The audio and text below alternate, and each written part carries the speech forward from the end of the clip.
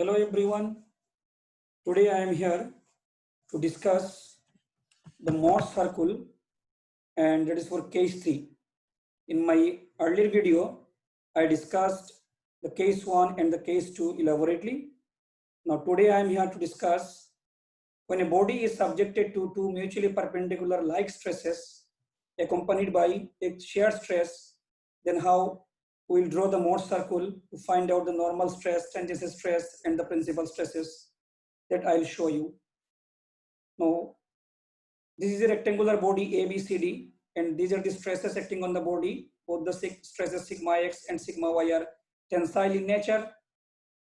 This is the oblique plane CE makes an angle theta with the plane BC, and these are the shear stresses Q acting at the different faces AB, BC, CD, and AD. On the oblique plane CE, we'll find out the normal stress and tangential stresses, and also we'll find out the principal stresses, the principal plane also with the help of this graphical method. So sigma x is the major tensile stress, sigma y is the minor tensile stress, and hence sigma x is greater than sigma y, Q is the shear stress. Before drawing or before starting, we have to do scaling.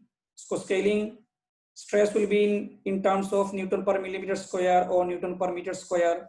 So you have to convert the stress in terms of centimeter accordingly with the help of scaling, so that we will get sigma x is equal to some length centimeter or millimeter, sigma y is equal to some length centimeter or millimeter, and Q is equal to also in terms of centimeter or millimeter. And then we will start to draw the Mohr circle. Now look at these points. Point number 1, take a point A and draw a horizontal line AB. So take a point A, I have taken a point A, and this is the horizontal line AB, such that AB is equal to sigma x. So AB is equal to sigma x. That is the length of the sigma x in terms of centimeter, millimeter, whatever. On the line AB, cut AC. So I cut that line AC such that AC is equal to sigma y. So my first step or point number 1 is complete. Point number 2. Both the stresses I have taken on the right side of the point A because both the stresses are tensile in nature. That's why I have taken the length on the right side of my origin of A. Now from the point B and point C, from the point B and the point C, I am drawing two perpendicular, and the length of this perpendicular is equal to your shear stress Q. This is the length Q, this is also the length Q. Then point number 3, join PQ. So I am joining PQ, which cut AB at the point O, so O, and O will bisect BC. So take O as a center and radius is equal to OP or OQ. Draw a circle. So I have drawn a circle. Now, taking OQ as the reference, this is the OQ, it's the reference. So you just put your protector here. Draw a line OE such that OE makes an angle 2 theta with the OQ. So see, you have to draw the line with the help of protector in this way. This OE and the OB, the angle between OE and OB should be 2 theta. Theta is already given to you. Now you just double the theta and make this line OE.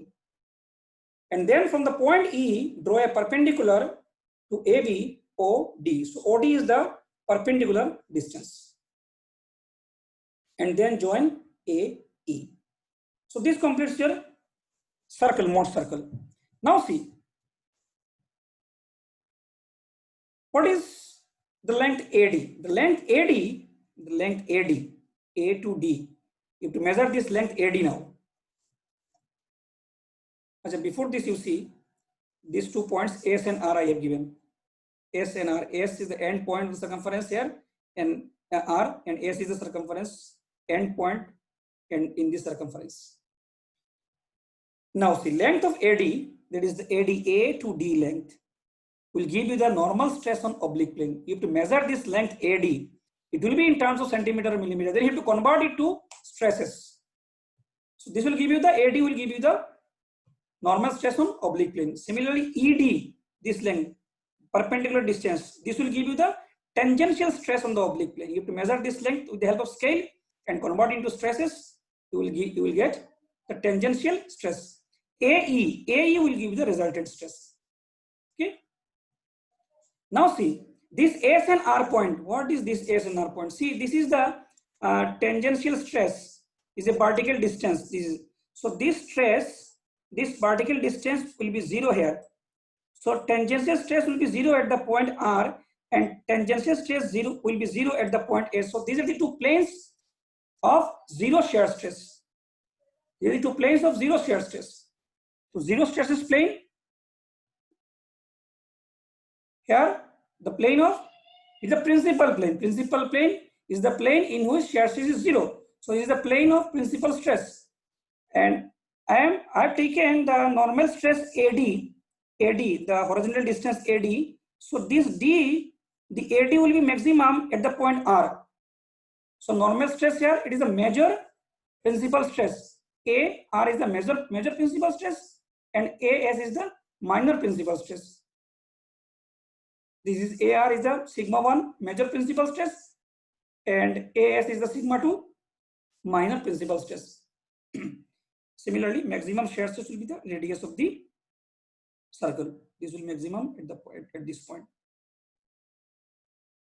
AR is the major principal stress sigma 1, S is the minor principal stress sigma 2.